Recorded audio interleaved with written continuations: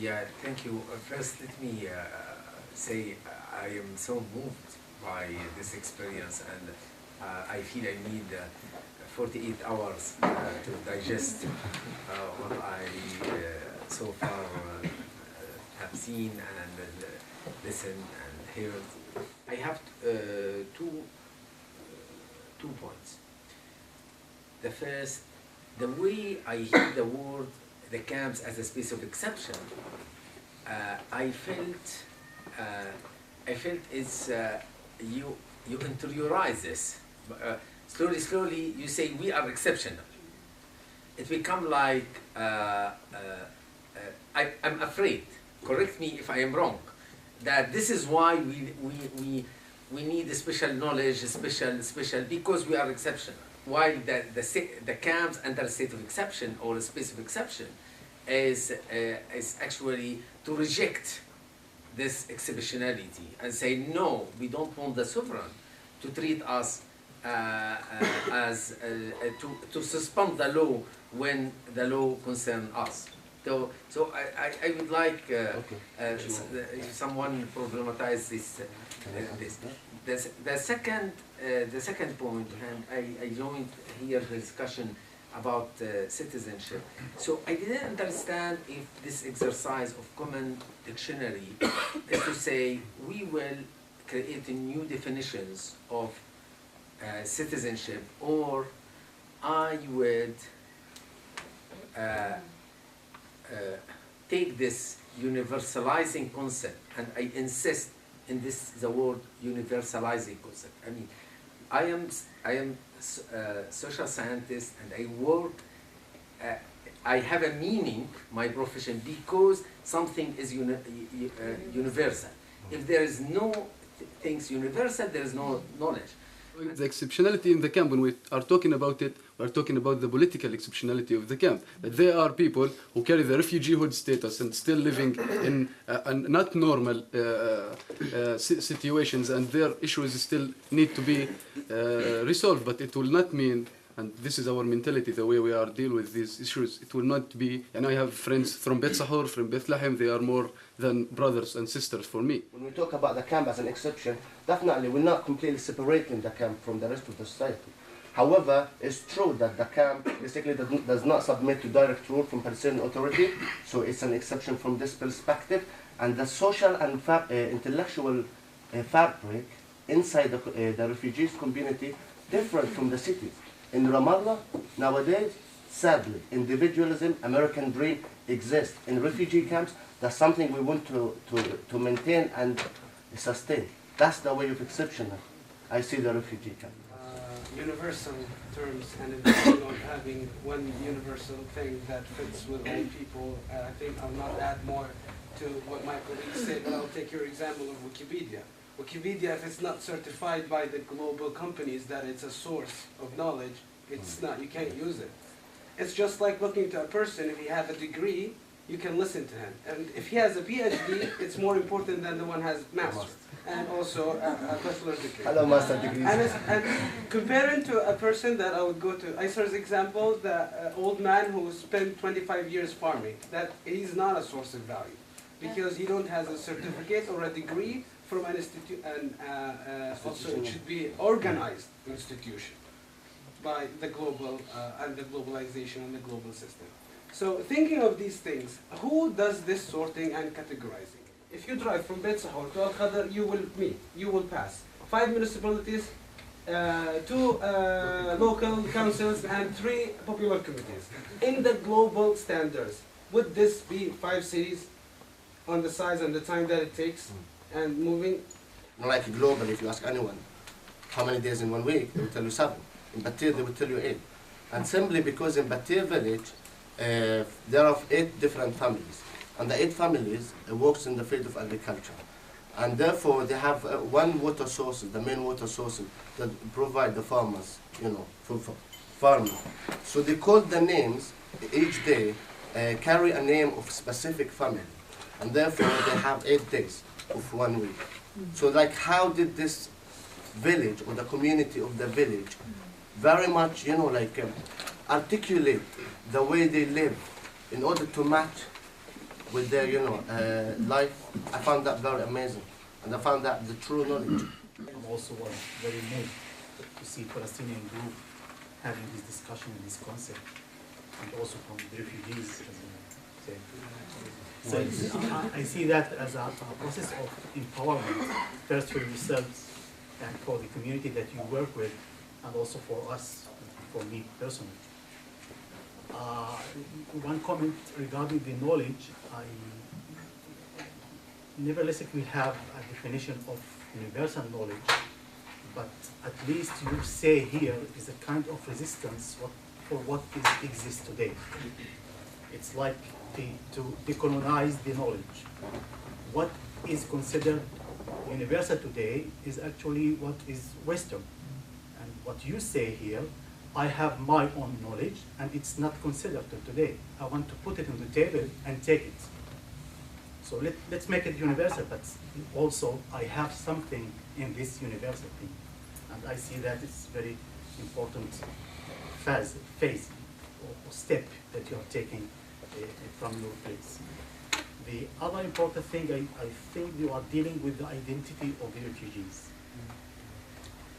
Is it, or you even saying, I don't want to accept the traditional definition of the identity as a refugee, as a victim, as a poor, as people who need all the time someone to help them, handicaps approximately.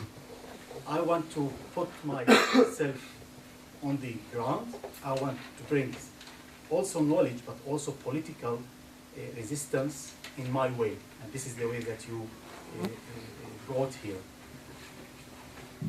I want to change the concept of refugee from poor man to man who is doing things and taking responsibility on his life or on his political steps. But still, what I hear till now from these presentations, still dealing with the present, dealing with how I can empower myself as a refugee and take responsibility and change the situation and change the concept about me. And I didn't hear anyone talking about return, except when you answered the question, but you didn't present how do you see the return of the refugees.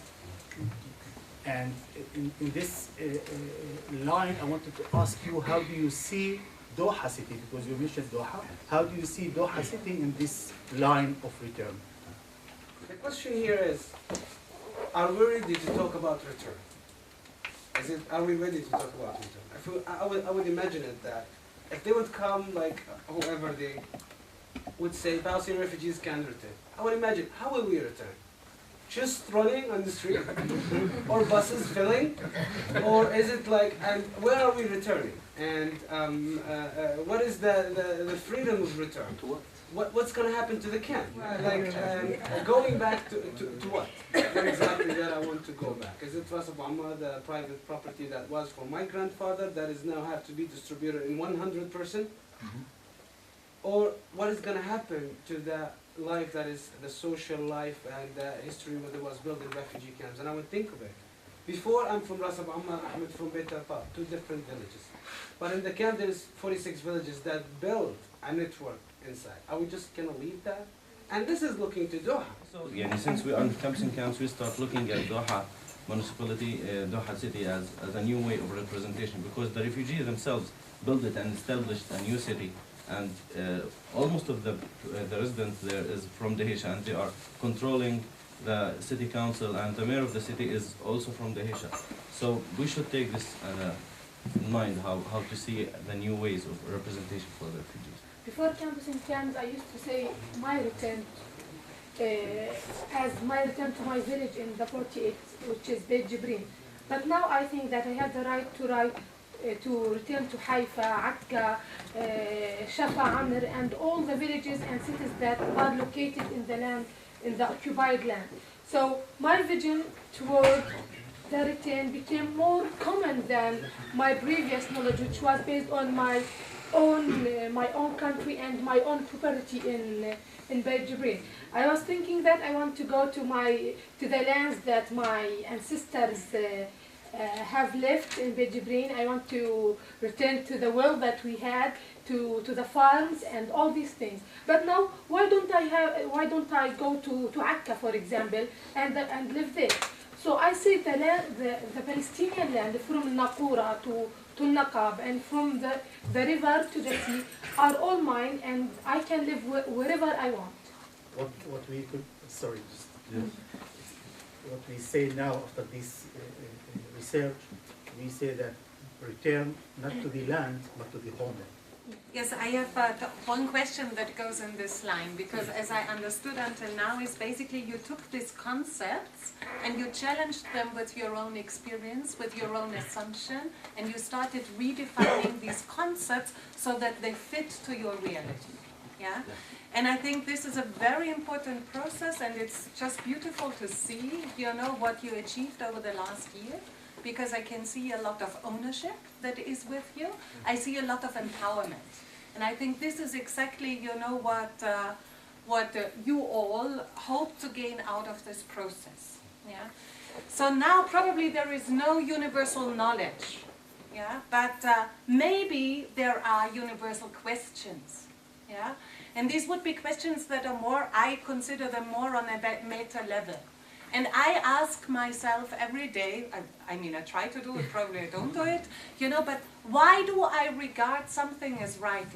And why do I regard something as wrong? Why do I regard something as beautiful? And why do I regard it as ugly? And so on, yeah? So now my question is, you engaging in these concepts, did you also have these moments where you yourself were question your own assumptions? Or did you put your own assumptions all into the concepts? Because usually when you deeply engage, it's not a one-way process. It's not that you only shape the concepts. So I also would be interested in how did these concepts and the engagement with the concepts shape and probably change you in your assumptions. We had a year. That means each firm had 4 months to investigate and to work on.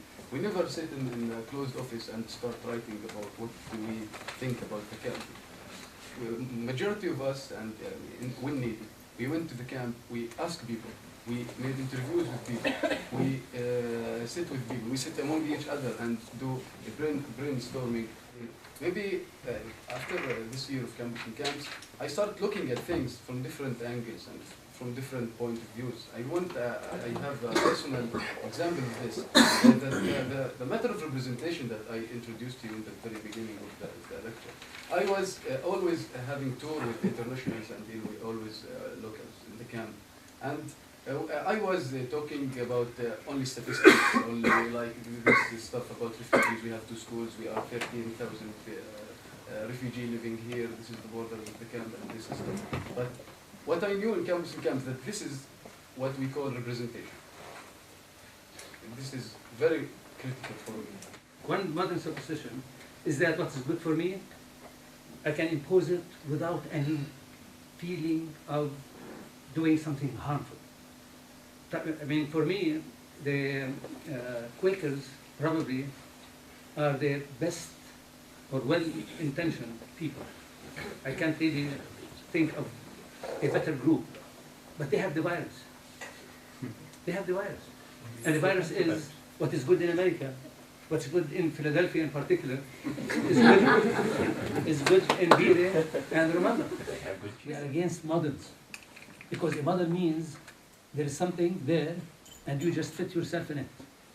What we are trying to do is to be true to ourselves, true to each other. There is a lot of trust. There is no fear at all, because there are no grades and there are no right and wrong in the absolute sense. And when I say there is no right and wrong, we take it from Jalaluddin al-Rumi, who said, beyond right and wrong, this is what he says, beyond right and wrong, there is a field. Let's field there. So what we are trying to do, beyond right and wrong, there is a field, and right now the field is the campus in camps.